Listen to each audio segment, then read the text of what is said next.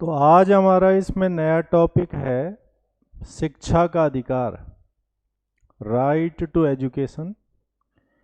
ये भी हमारे सिलेबस का एक महत्वपूर्ण भाग है टीचिंग एप्टीट्यूड में। और इससे जुड़े हुए पॉइंट्स को हम डिस्कस करेंगे। साथ में इसमें इसका बैकग्राउंड क्या है राइट टू एजुकेशन का, भारत में इसके लिए कॉन्स्टिट्यूशनल प्रोविज़न क्या क्या आते हैं और वर्तमान में इसके किस तरह के जो है बेनिफिट्स भारत में शिक्षा के परिप्रेक्ष्य में है। तो भारत का संविधान जब से लागू हुआ है 26 जनवरी 1950 से, तब से शिक्षा को बहुत अधिक महत्व दिया गया है। और हमारे कॉन्स्टिट्यूशन में जैसे फंडामेंटल राइट्स हैं, उनमें भी जो है शिक्षा के कई सारे पहलुओं को जो है परिभाषित किया गया है। Directive principle of state policy, जिसमें राज्य के कई सारे कर्तव्य हैं, उसमें भी शिक्षा को जो है परिभाषित किया गया है। और 2002 में इसमें संविधान में ही संशोधन कर दिया गया। 2010 से भारत में शिक्षा का एक कानून आ गया है और कानून आने से सरकारों की जिम्मेदारी अधिक हो जाती है, कानूनी जिम्मेदारी हो जाती है और नागरिकों के पास अधिकार आ जाता है और उस अधिकार के बलबूते वो सरकार से अपने अधिकार की पूर्ति करवा सकते हैं। तो अगर हम अपने मूल संविधान में जाएंगे तो राज्य के नीति निर्देशक तत्व के अंदर इसके बारे में अनुच्छेद थे। जैसे एक आर्टिकल 45 था, उसमें कहा गया था कि ये राज्य का कर्तव्य होगा कि वो प्राथमिक शिक्षा 6 से 14 साल के बालकों को निःशुल्क उपलब्ध कराए। ये तो प्रोविजंस होते हैं कॉन्स्टिट्यूशन में, और जब हमारी सरकारें उन प्रोविजंस को किसी कानूनी दायरे के माध्यम से लागू करवाना चाहते हैं तो कानून बना सकते हैं। जैसे अब सरकार ने शिक्षा का अधिकार कानून बना दिया, पहले नहीं था। तो पहले और अब में अंतर ये है कि कानून होने से लोग उसका उपयोग कानून न्यायालयों के माध्यम से भी करवा सकते हैं अगर सरकारें उसे नहीं कर रही हैं। और जब तक ऐसा लॉ नहीं होता है तब तक उसे इस ढंग से लागू नहीं करवाया जा सकता है।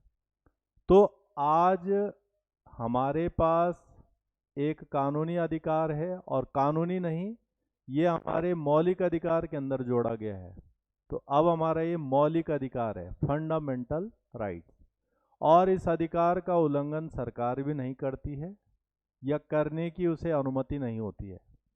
तो इसका बैकग्राउंड क्या देखते हैं हम, जो शिक्षा का अधिकार है, राइट टू एजुकेशन, जब हम इसकी पृष्ठभूमि देखेंगे तो हम संविधान में देखते हैं प्रेजेंट में जो हमारा प्रोविजन है वो अलग है, परंतु उससे पीछे क्या क्या चीज़ें थी इसमें हम देखेंगे कि संविधान का जो भाग 4 है, जिसमें directive principle of state policy के प्रावधान है, उस भाग 4 में अनुच्छेद है 45, और अनुच्छेद 45 में कहा गया है कि यह राज्य का कर्तव्य होगा कि वो अपने 6 से 14 साल के बालकों को, बालक मतलब लड़के लड़की, सभी को निःशुल्क शिक्षा उपलब्ध कराए।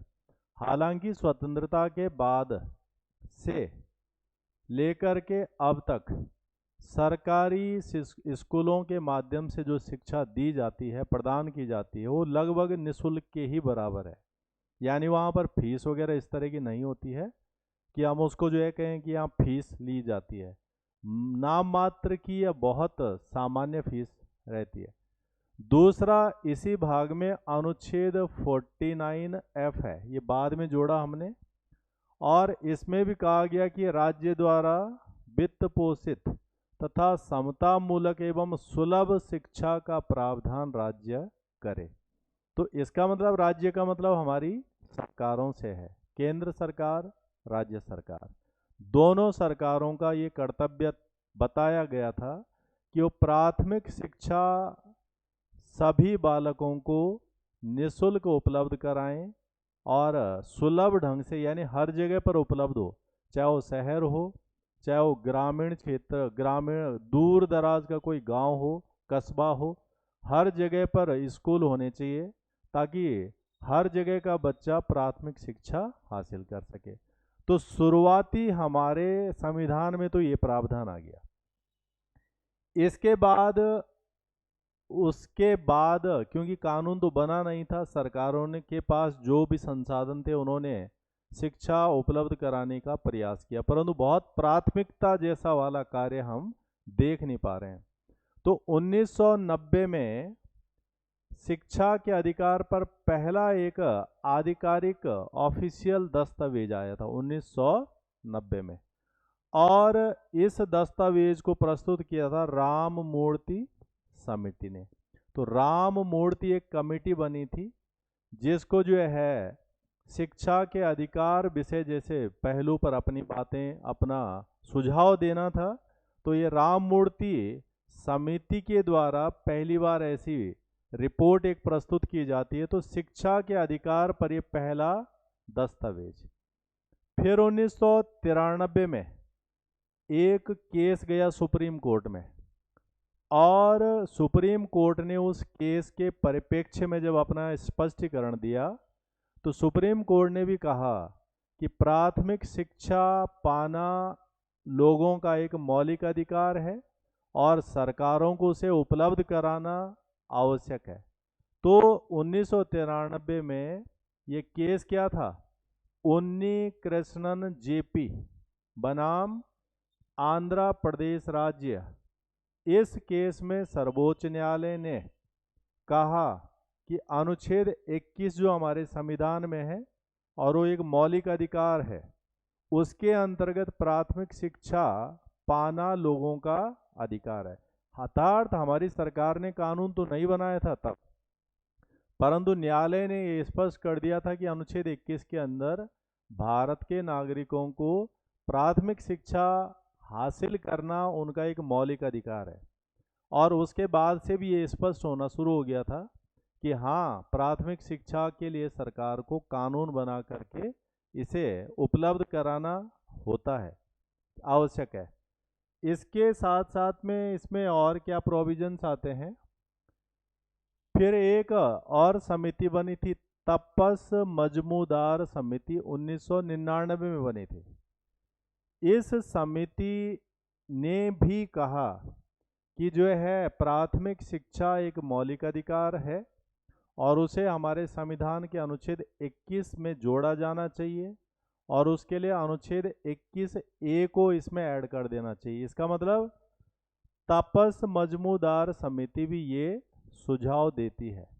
तो ये स्टेप्स हैं कि कैसे जो है ये अधिकार जो है आज भारत में लोगों के पास उपलब्ध है। अंततः 2002 में, तब भारत में जो है अटल बिहारी वाजपेयी की सरकार थी और वो प्रधानमंत्री थे। उस समय जो है ये स्पष्ट कानून बनाने का प्रयास होता है, और चूंकि भारत में ये जो शिक्षा है ये संवर्ती सूची में आती है, कॉनकरेंट लिस्ट। कॉनकरेंट लिस्ट का मतलब ये होता है कि ऐसा काम जिसे भारत में सेंट्रल गवर्नमेंट भी कर सकती है, स्टेट गवर्नमेंट भी कर सकती है, दोनों उस पर कानून बना सकते हैं, कार्यक्रम बना सकते हैं, योजनाएं बना सकते हैं। ऐसे काम को कॉनकरेंट लिस्ट के अंदर रखा जाता है। हाँ, विरोधाभास अगर कभी होगा दोनों के कानूनों में, योजनाओं में, तो केंद्र का कानून मान्य होगा। तो ऐसी चीज़ों के लिए जब कुछ करना हो तो उसके लिए संविधान में संशोधन करना पड़ता है। उसी उद्देश्य के लिए 2002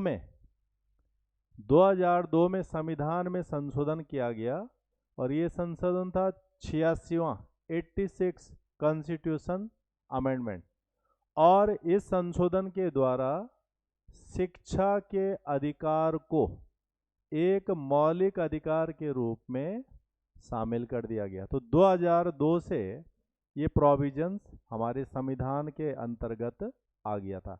हालांकि इस संविधान संशोधन के द्वारा जो कानून बनाना था वो तुरंत नहीं हुआ, बल्कि वो 2009 में आया कानून और 2010 से लागू हुआ। तो चीज़ों को होने, करने, लागू करने में समय लगता है, इसलिए इसमें समय लगा था।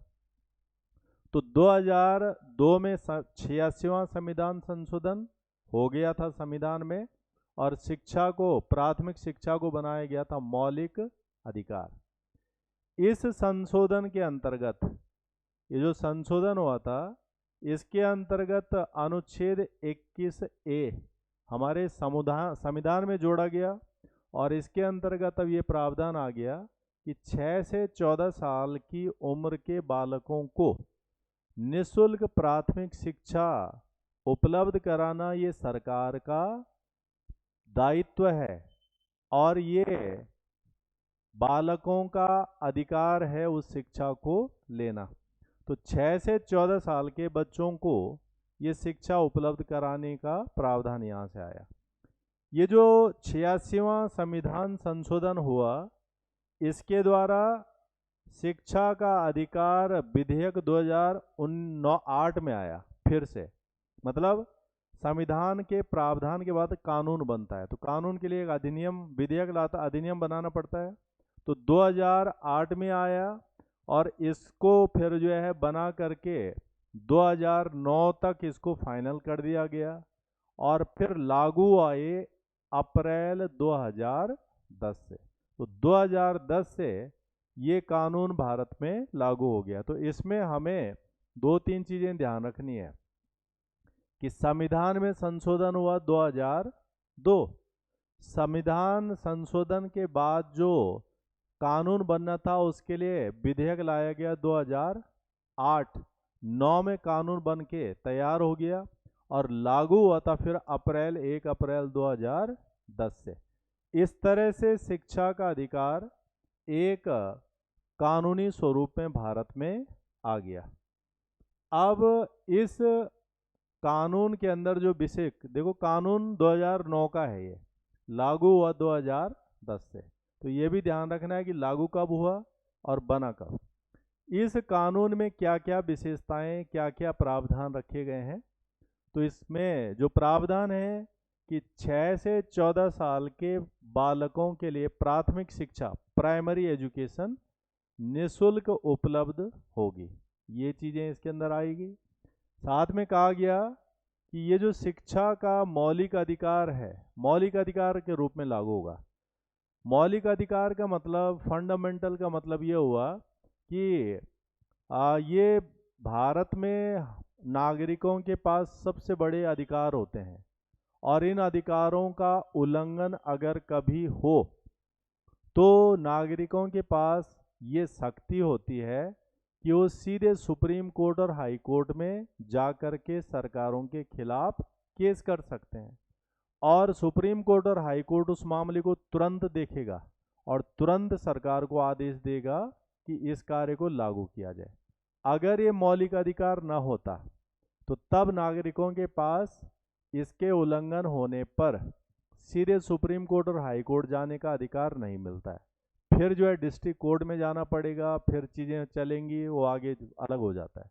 तो मौलिक का फ़ायदा ये होता है कि तुरंत उस पर जो है एक तरह से समाधान मिलता है।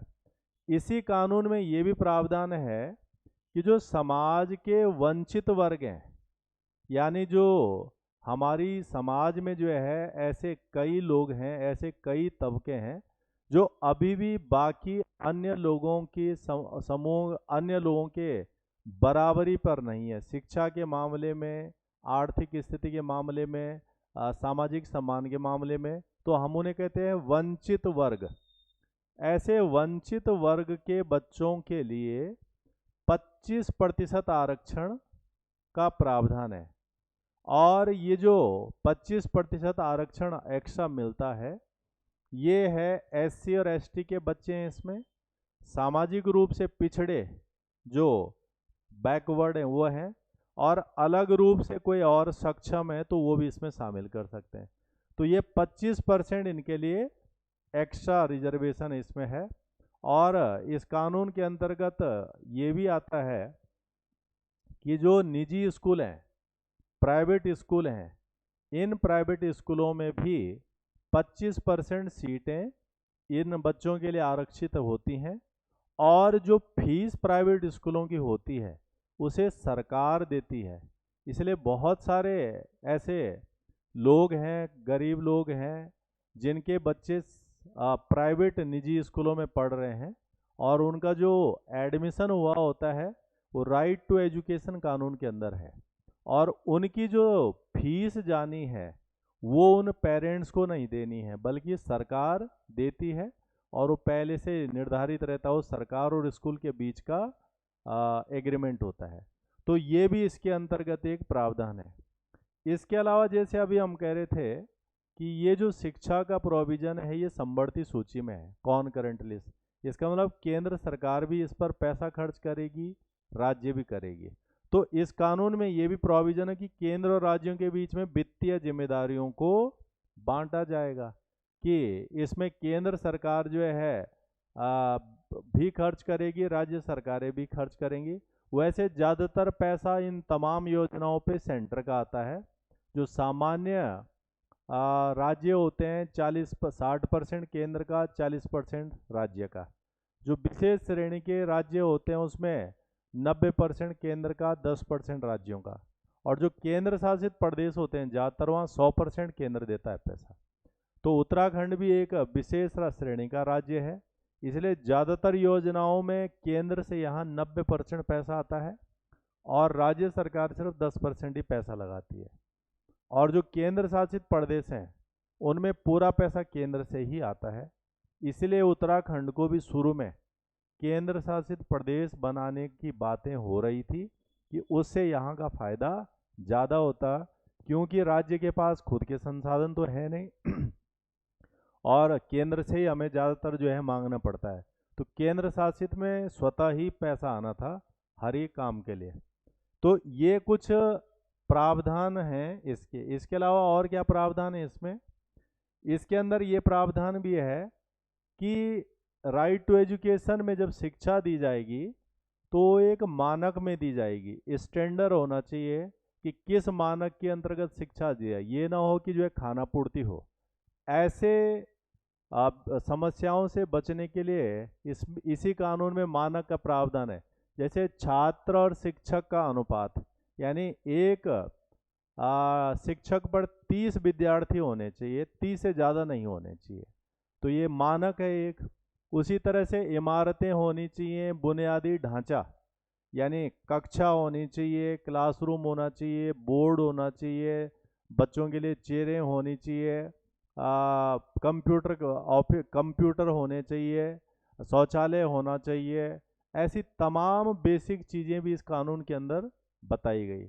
उसके अलावा स्कूल कार्य दिवस, यानी कितने दिन स्कूल चले, 365 दिन में स्कूल कितने दिन चले, तो ये भी इसके अंदर निर्धारित है। अलग अलग जो रिपोर्टें हैं उसमें किसी में कहा गया कि 180 दिन तो स्कूल चलना ही चाहिए 365 दिन में से, किसी रिपोर्ट में 200 दिनों की बात आती है। तो ऐसे ही अलग अलग हैं इसमें।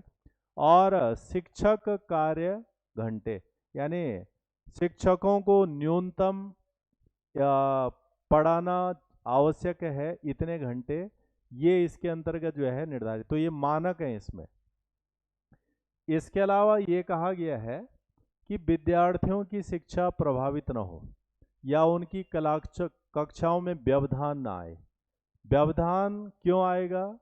कि अगर टीचर नहीं है स्कूल में, टीचर की ड्यूटी कहीं और लगी हुई है, वो किसी और काम में इंडल्ज है और स्कूल में शिक्षा नहीं चल रही है, तो फिर इस कानून को लागू कैसे कराएंगे, इम्प्लीमेंट कैसे करवाएंगे?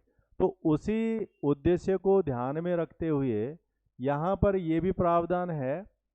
इसमें दशकीय जनगणना, जो हमारी देश में 10-10 साल बाद जनगणना होती है, स्थानीय प्राधिकरण लोकल अथॉरिटी, राज्य विधानसभाओं स्टेट असेंबली और संसद के चुनाव तथा आपदा राहत डिजास्टर रिलीफ के अलावा, यानी इन कामों को छोड़ दें तो इसके अलावा जो गैर शैक्षणिक कार्य होते हैं उनमें शिक्षकों की तैनाती नहीं होगी। इसका मतलब ये हुआ कि अगर विद्यार्थी अगर जो है शिक्षकों की ड्यूटियां अन्य कामों पर ज़्यादा लगेंगे तो फिर वो पढ़ाई नहीं करा पाएंगे, शिक्षा का अधिकार बेकार हो जाएगा। तो कुछ काम तो हैं जहाँ पर जो है मना नहीं कर सकते हैं, क्योंकि जैसे जनगणना होती है।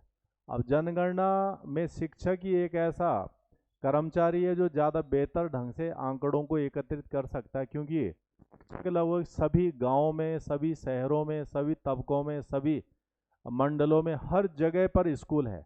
तो इसलिए उनको स्थानीय जानकारियां काफ़ी व्यवहारिक रहती हैं और उनके माध्यम से वो जनगणना का आंकड़े अच्छे इकट्ठा कर सकते हैं कि गांव में कितने लोग हैं, शहर में कितने लोग हैं, मोहल्ले में कितने लोग हैं, उनकी शिक्षा कितनी है, उम्र कितनी है, सदस्य कितने हैं, ऐसे। तो उसको छोड़कर और ये कुछ चीज़ें बताई गई हैं स्थानीय प्राधिकरण जैसे लोकल अथॉरिटी होती हैं उनके से संबंधित है। विधानसभा के चुनाव, संसद के चुनाव, ड्यूटियां लगती हैं चुनाव में। इन कामों को, राहत आपदा, इन कामों को छोड़ दें तो बाकी कामों में शिक्षकों के तैनाती नहीं होगी, ऐसा इस कानून के अंदर बोला गया। साथ में और क्या कहा गया है? अपेक्षित प्रवेश एवं शैक्षणिक योग्यता वाले शिक्षकों की नियुक्ति का प्रावधान। इसका मतलब ये हुआ कि शिक्षा की गुणवत्ता को बनाए रखने के लिए, सुनिश्चित करने के लिए जो शिक्षक भर्ती हो, जिनकी नियुक्ति हो, वो जो है उनका जो नियुक्ति है एक मानक होना चाहिए, एक योग्यता होनी चाहिए, क्वालिफिकेशन होनी चाहिए। जैसे आज की डेट में हम देखते हैं कि अगर प्राइमरी स्कूलों में जो है शिक्षक के रूप में किसी को नियुक्त होना है, ग्रेजुएशन होनी चाहिए या फिर उसके पास जो है डीएलएड, उसके साथ में डीएलएड कंपलसरी होना चाहिए। उसकी जगह पर पहले बीटीसी होता था। साथ में जो है एक टीचर्स एलिजिबिलिटी टेस्ट होता है, टीईटी, वो क्वालिफाई होना चाहिए, तभी जाके जो है उन्हें नियुक्त कर सकते हैं। ऐसे कहीं पर बीएड की क्वालिफिकेशन रखी हुई है, कहीं पर ये तमाम चीज़ें जो है योग्यता को सुनिश्चित करती हैं। तो ये भी सारे प्रावधान हैं भारत में शिक्षा के अधिकार से संबंधित। उसके अलावा जो है इसमें कुछ चीज़ों को रोका गया है, निषेध किया गया है। तो निषेध क्यों किया गया है? क्योंकि विद्यार्थी जो स्कूल में आता है उसकी जो मानसिक स्थिति होती है, मनोवैज्ञानिक स्थिति होती है, शारीरिक स्थिति होती है, उस दौर में उस पर किसी भी प्रकार दबाव, तनाव, डर, प्रेशर नहीं होना चाहिए। और तभी जाके विद्यार्थी ज़्यादा अच्छे ढंग से चीज़ों को समझ सकता है, पकड़ सकता है और विकास कर सकता है, उसका डेवलपमेंट हो सकता है। इसलिए कहा गया है कि शारीरिक दंड, फिजिकल पनिशमेंट पूरा बंद है, मानसिक उत्पीड़न भी बंद है, ये नहीं किए जा सकते हैं विद्यार्थियों के साथ में। बच्चों के प्रवेश के लिए स्क्रीनिंग परीक्षा यानी टेस्ट नहीं ले सकते हैं, ताकि विद्यार्थियों के मन मस्तिष्क पर कुप्रभाव न पड़े। उसके अलावा कैपिटेशन शुल्क नहीं ले सकते हैं विद्यार्थियों से। शिक्षकों द्वारा निजी ट्यूशन नहीं दे सकते हैं। प्राइवेट ट्यूशन से हो सकता है कि शिक्षा के माहौल में अंतराय या बच्चों पे दबाव पड़े कि वो ट्यूशन में जाएं ऐसा।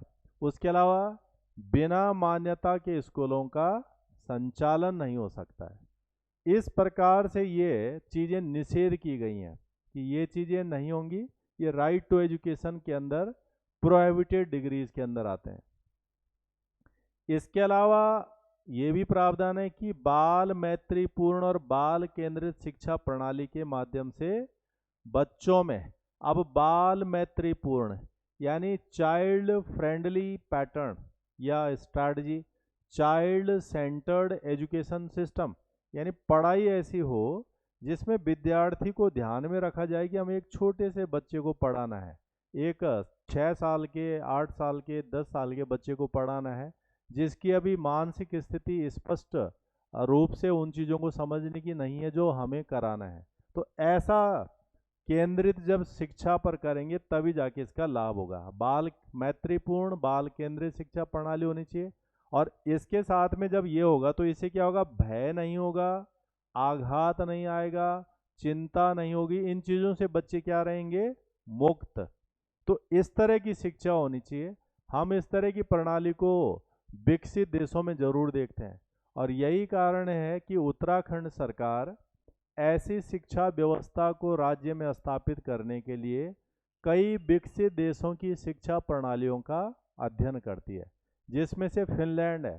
तो उत्तराखंड सरकार बार बार प्रयास करती है, या उत्तराखंड से बार बार शिक्षा के विषयों को जानने समझने के लिए कई बार जो है शैक्षणिक कार्यक्रम या स्टडी टूर या मंत्री या अधिकारी फिनलैंड जाते हैं और वहाँ के ढांचे को समझते हैं और उसे उत्तराखंड में लागू करने की कोशिश करते हैं। इसका पीछे कारण ये भी है कि हमारी और वहाँ की भौगोलिक स्थितियाँ कुछ कुछ सिमिलर हैं, और इसी चीज़ को ध्यान में रख करके इस तरह का पार्ट हो सकता है। तो ये सारे प्रोविजंस हैं राइट टू एजुकेशन के।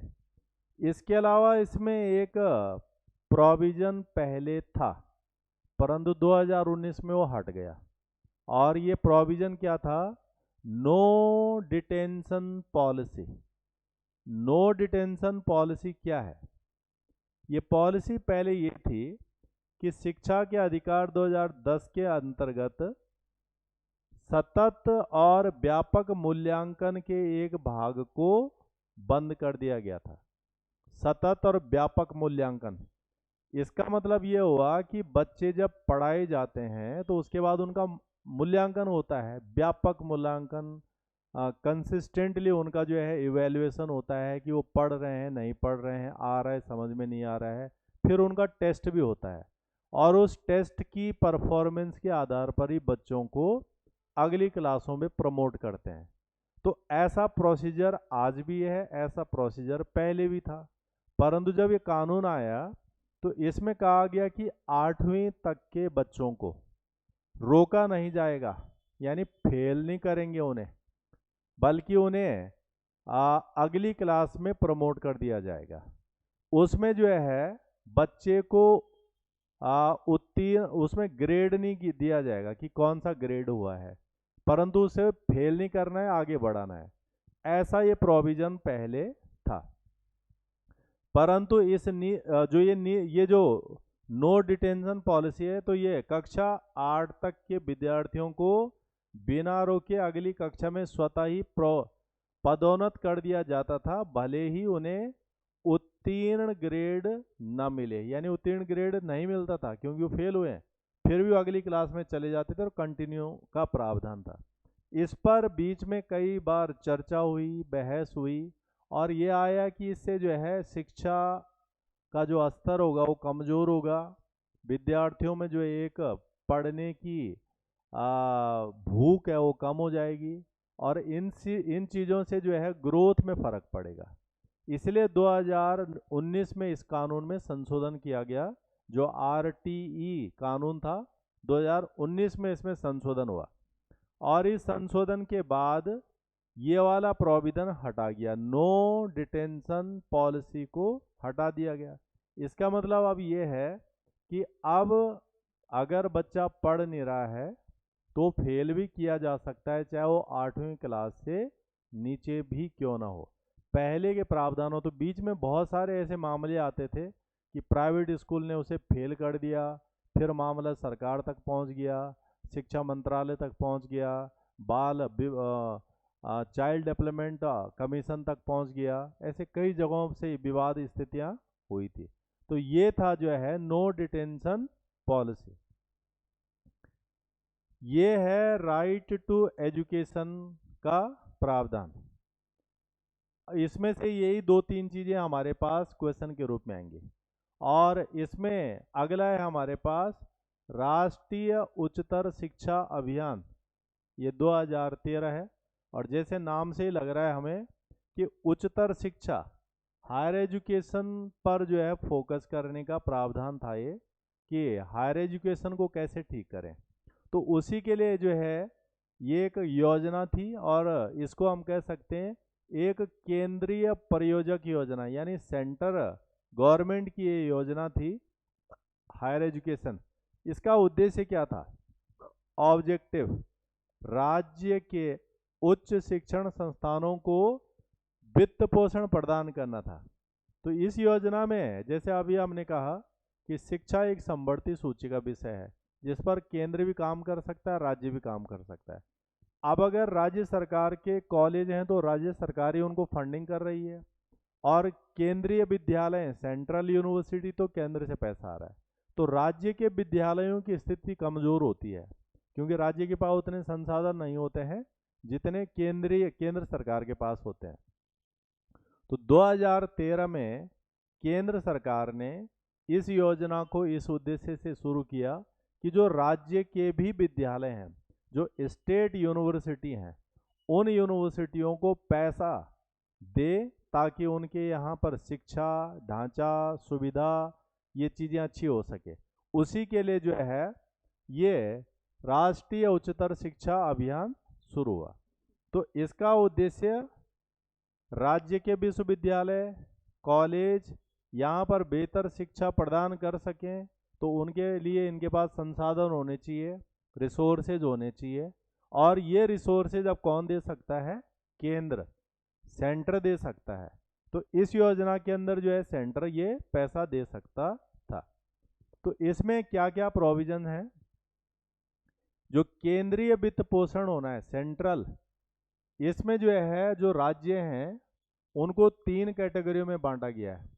पहले हो गए सामान्य श्रेणी के राज्य जो नॉर्मल स्टेट है। तो नॉर्मल स्टेट के लिए प्रावधान ये था कि अगर 100 रुपये खर्च हो रहा है तो 100 में से 60 रुपये देगा सेंट्रल गवर्नमेंट और 40 रुपये देगा राज्य सरकार। तो पहले सामान्य राज्यों के लिए अनुपात था 60:40, 60 रुपये केंद्र 40 रुपये राज्य। फिर आगे विशेष श्रेणी के राज्य, स्पेशल कैटेगरी स्टेट। भारत में जो है 11 हिमालयी राज्य हैं।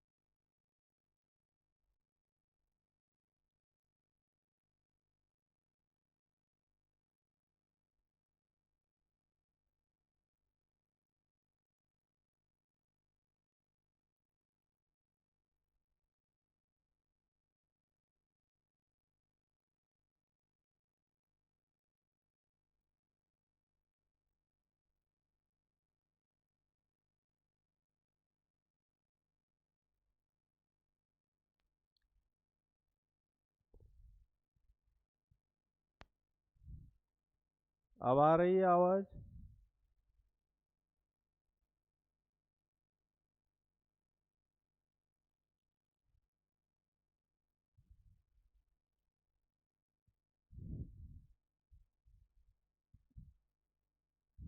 क्लियर है आवाज?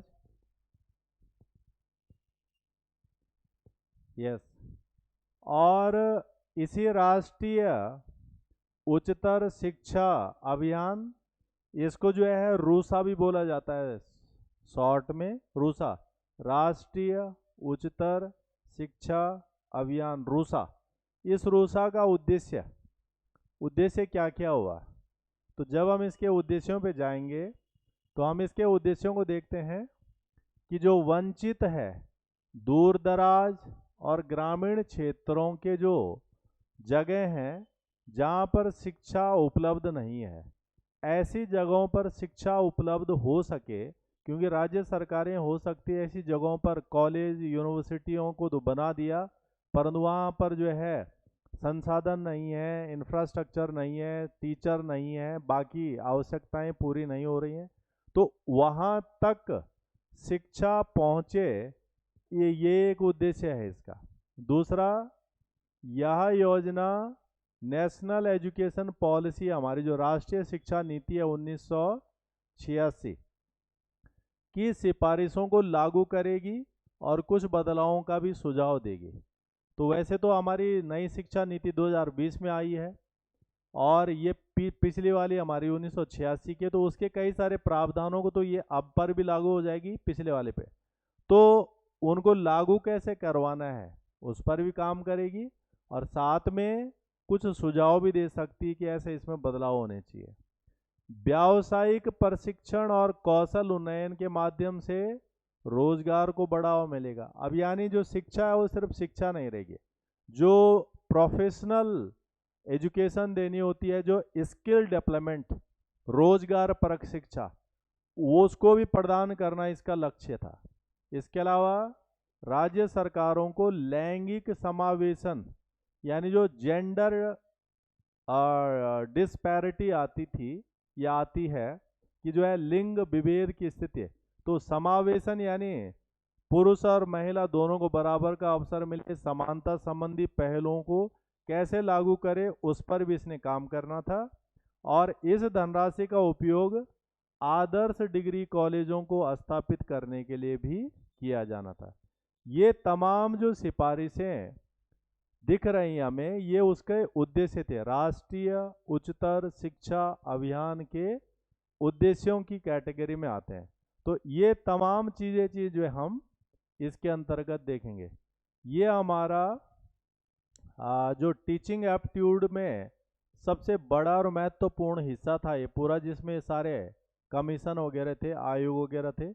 बाकी हिस्से जो हैं वो तो हम खुद भी समझ करके, पढ़ करके, या जो हम रोज़मर्रा के जीवन में देखते हैं उनसे हम कर सकते हैं। कक्षा अनुशासन के लिए क्या करना है, या फिर जो है विद्यार्थियों को नियंत्रित कैसे करना है, या फिर कम्युनिकेशन संचार कैसे करना है, ये वैसी चीज़ें हैं जो हम खुद भी जानते हैं। परंतु ये तमाम आयोग थे, इसके अंदर जो है प्रावधान थे, ऑब्जेक्टिव्स थे, डायरेक्शंस थे, ये तमाम चीज़ें जो है हमें अच्छे से पकड़नी है, बाकी हिस्से तो हम मैनेज कर सकते हैं। तो आज इसको इतना ही रखेंगे, कल आगे बढ़ाएंगे इसे, और अगर कुछ पूछना है यहाँ तक तो वो पूछ लीजिए।